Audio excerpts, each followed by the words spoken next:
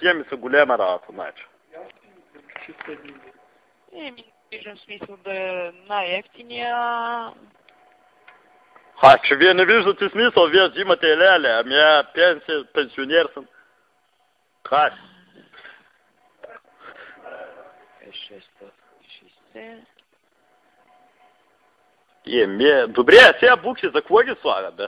Значи то задължително трябва да разгледаме първо самите апарати и после вече, примерно ХИК 680, ще преглеждаме един по един да видиме кой е най-изгоден, защото иначе не виждам никакъв смисъл, нали да...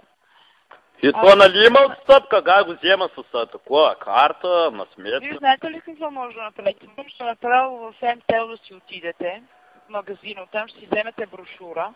Добре, къде има магазин? Най-добре. Моля? Къде има магазин на МТЛ? Къде е Плевен ли? Не Плевен, Смилян.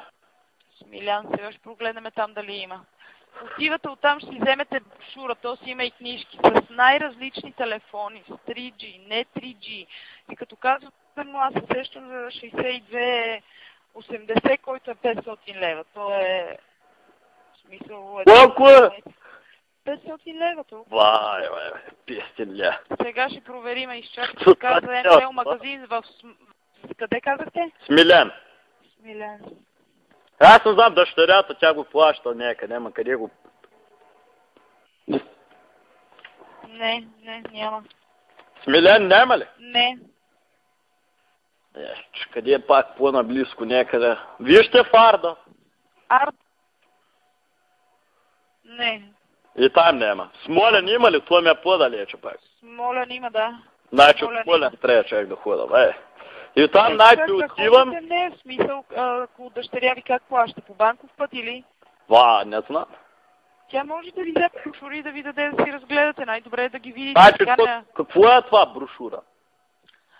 То е едно листче с телефоните, кой какво поддържа, и пари е. Какво има вътре такива? Абсолютно точно.